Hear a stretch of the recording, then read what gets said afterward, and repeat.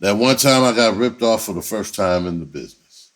This is gonna be a long segment because it goes back to some other stories that I've told that have been published already. Remember, I told you shit was gonna start to connect, and this is where it starts to connect. All right, I'm gonna start this one off with saying when I was young and started to have experiences that I led myself into and by will and effort because of my naivete and my lack of experience as an adult.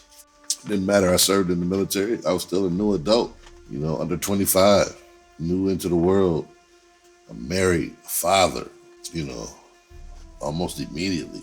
So I'm naive to a few things, but I'm not. I'm still from the hood. I got street smarts, but I'm naive to some human interaction with grown people. You know what I'm saying? Like maybe it had something to do with maturity, but I was naive. So I always wanted to be a filmmaker. That was my life goal. I'm gonna be an actor, movie star, all that old shit, right?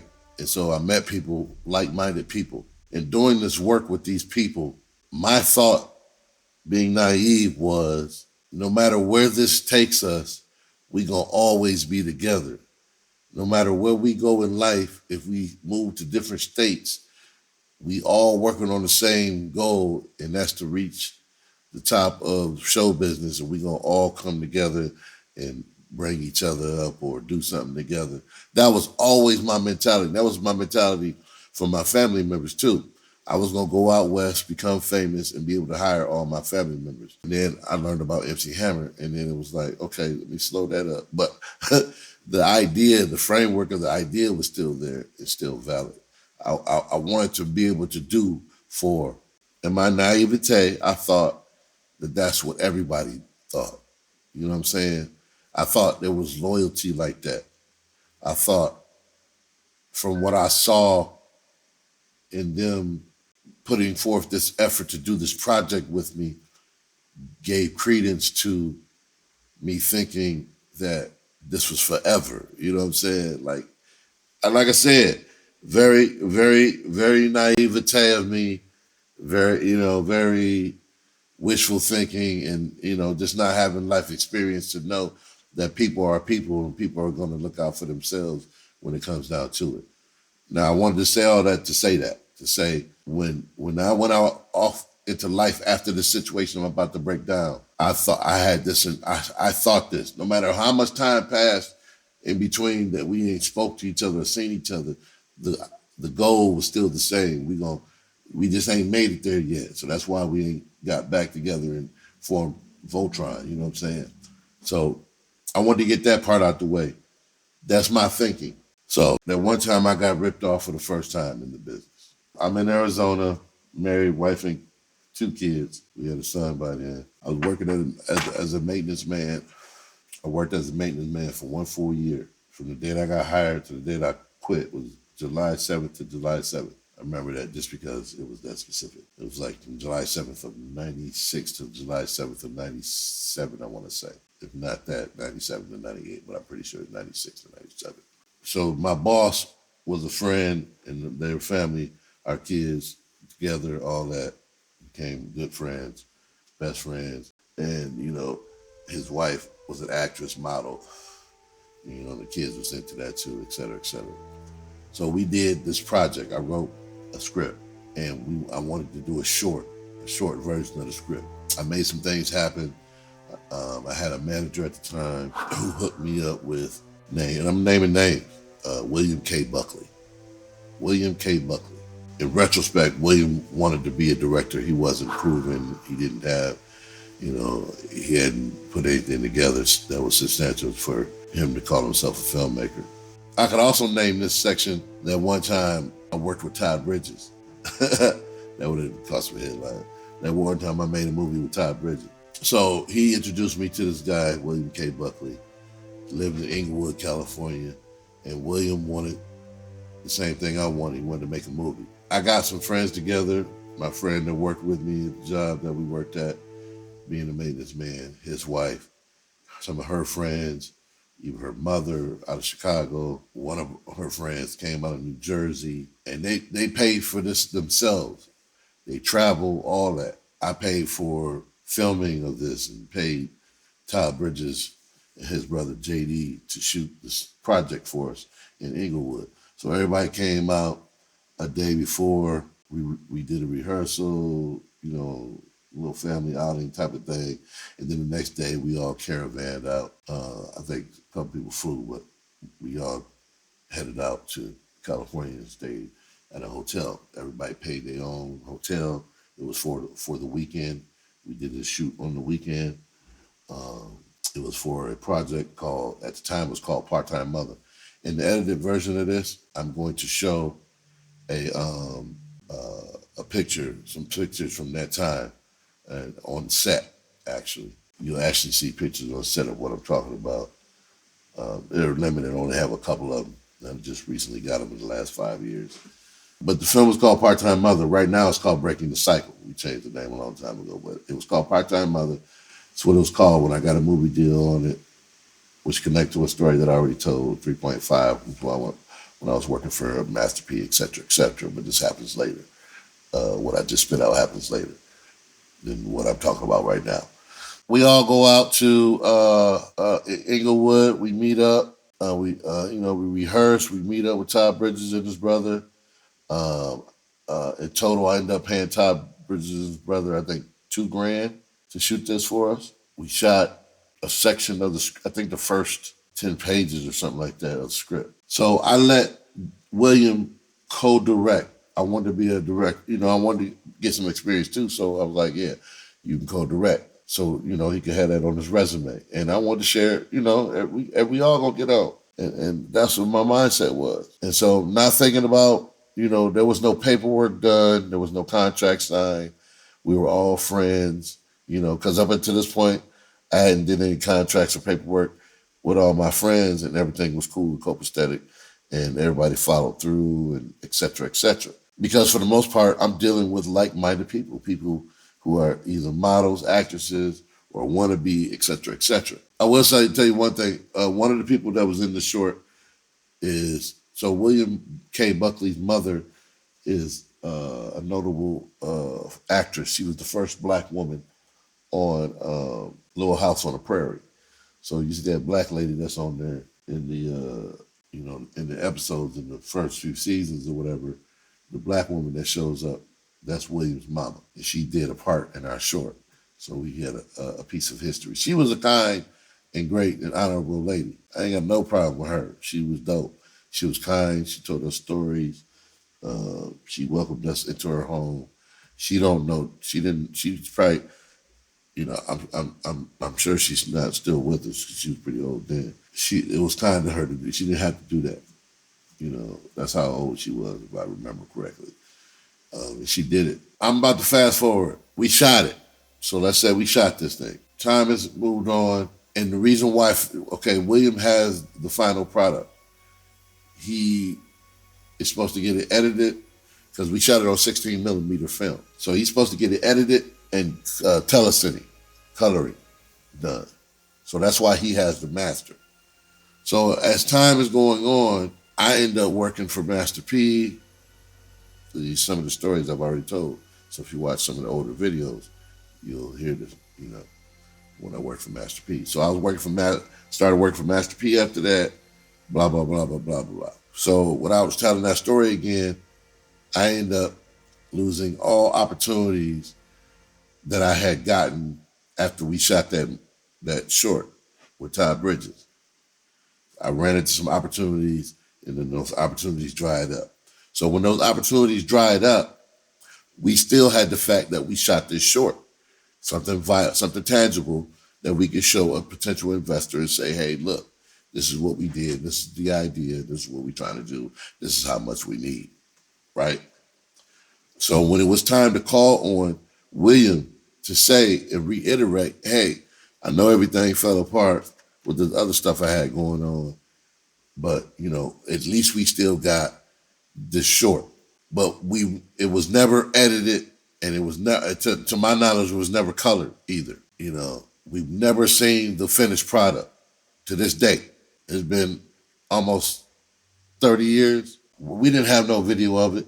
We got to see it because they processed some of the footage. And then later on, a couple of weeks later, we went back to LA and saw it at William's house.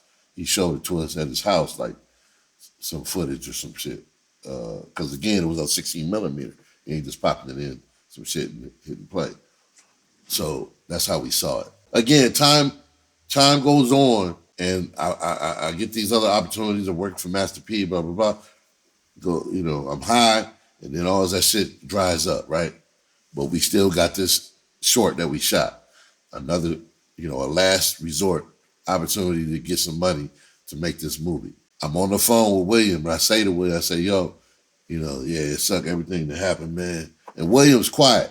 And William had already tried some fuck shit when just before everything crashed and burned. One of the things that crashed and burned was a deal we had. We had an opportunity for $3.5 million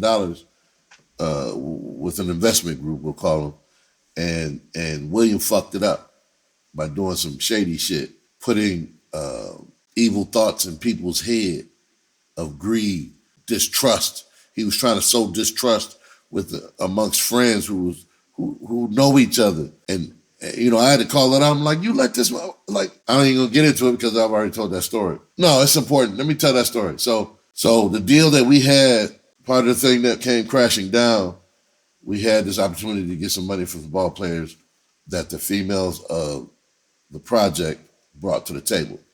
Now, I've already thought in my head, they brought this money to the table, so they're going to get some kind of finder's fee and a credit, executive producer credit for that. I already had that thought out, put out of my mind, because it wasn't, I don't get a finder's fee. I didn't bring that money to the table. I don't even get a say, you know what I'm saying?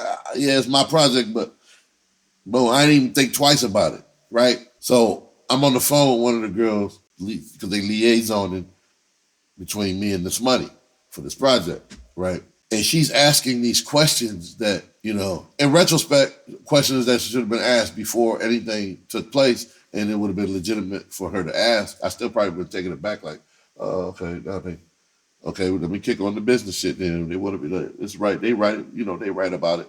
If they wanted to bring it up even before that, I could only respect that. But how they was bringing it up on the phone and the way they was, let's get a recap.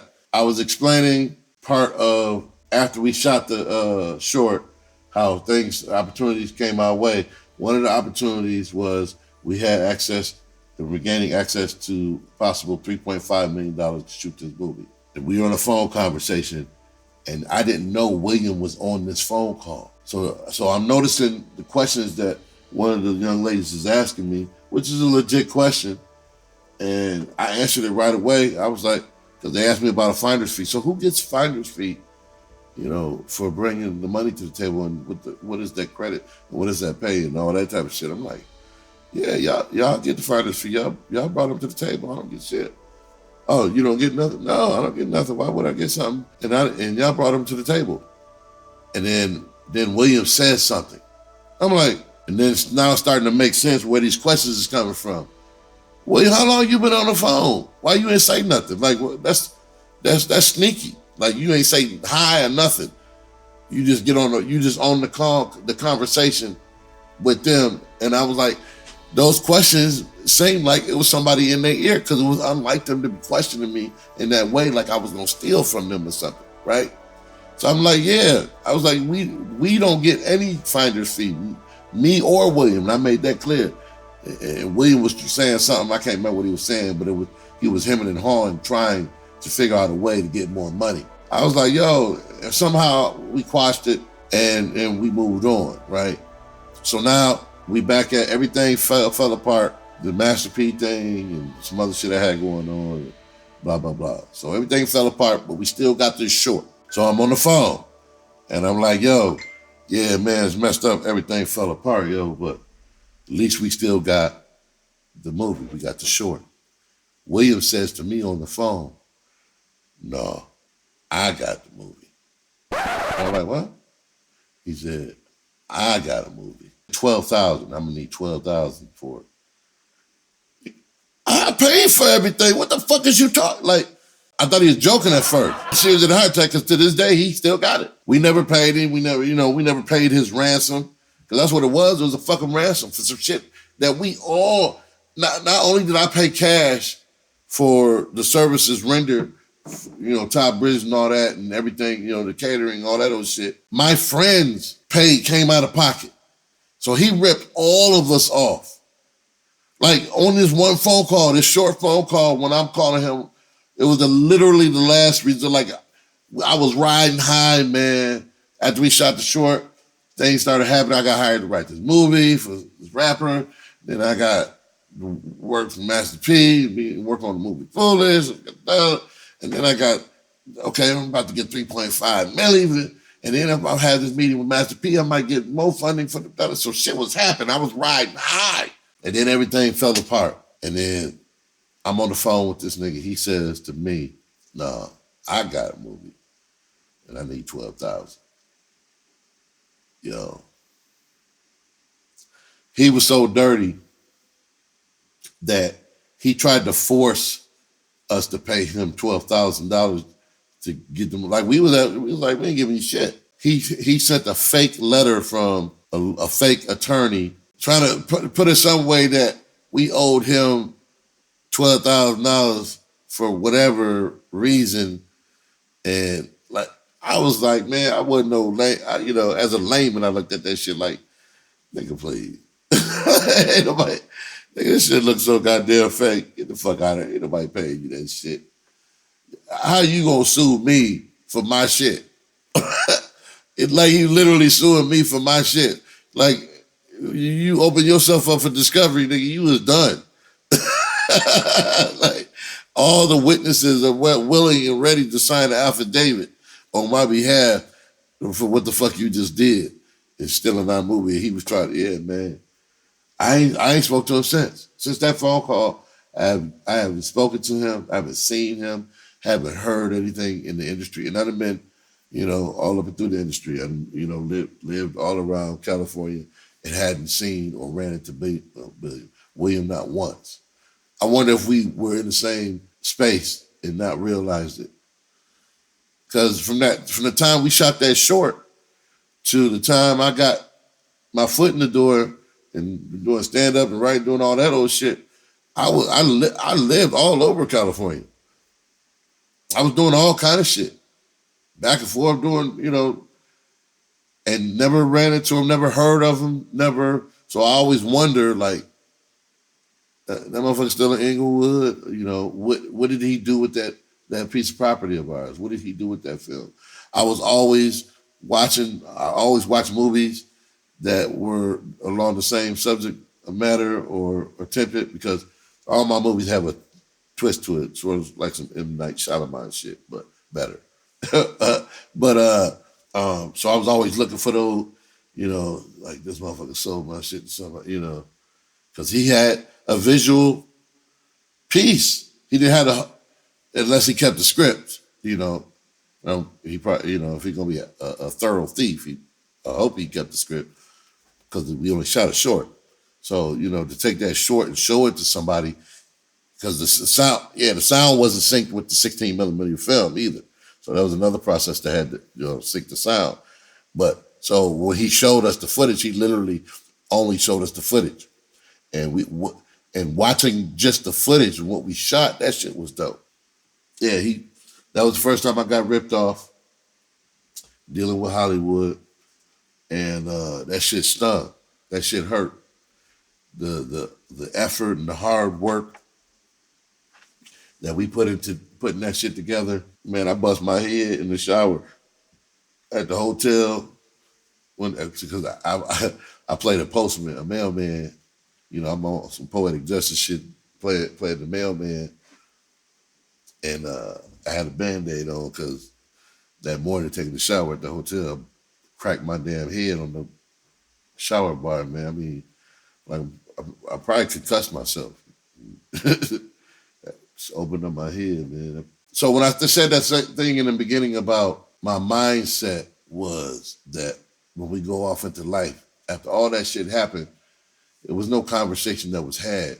It was my understanding that we gon' we're going to right this wrong one day by way of our successes. We're going to come back and boom, we're going to do something big.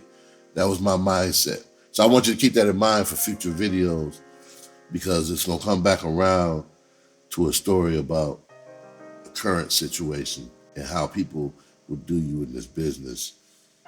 It's going to all circle back and round itself out in regards to the story that's being told on these videos in regards to who I be and where I come from and what gives me the right or the authority to speak on the things that I speak on. And so, you know, we gonna play a song now. Let's do Monster from Hood Rawlz.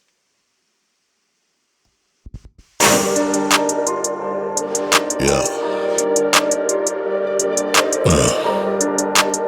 Yeah. Here we go.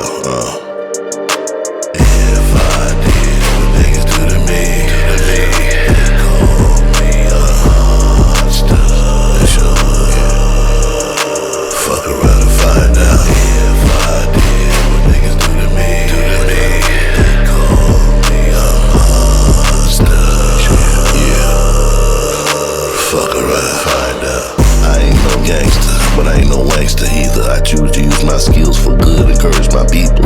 My niggas take kindness for weakness. Been here too long to know that sometimes you got to handle your business. Go toe to toe, flow to flow, L to the bowl, body blow, third set I'm swole. Self-control is what I maintain, because I seen a little bit of life, although hard work worth it to maintain. Refraining from doing damage to my life. Your life is worth more than a little bragging. You don't make it this far, talking reckless, but wrong is wrong, and sometimes you got to be put on that checklist. If I did what niggas do to me, they call me a monster. They should. Fuck around and find out. If I did what niggas do to me, they call me a monster. What they call you? Shit behind your back. Fuck around and find out. I was minding my own business, just chillin'. Motherfucker gon' call me out the blue, talking about he got a feeling. He drunk, so I already know I deal with him. He like my daddy, he'll pass out and then you'll forgive him. Drunk ass, you don't know his shit. Call me years later to blame me for some shit. Not an apology for that other shit, but renew what angered me and I thought on purpose. Why would you do that? You so happy, but that misery-loving company need a pappy. I ain't the one, don't bring that shit over here. Match my energy and accomplish something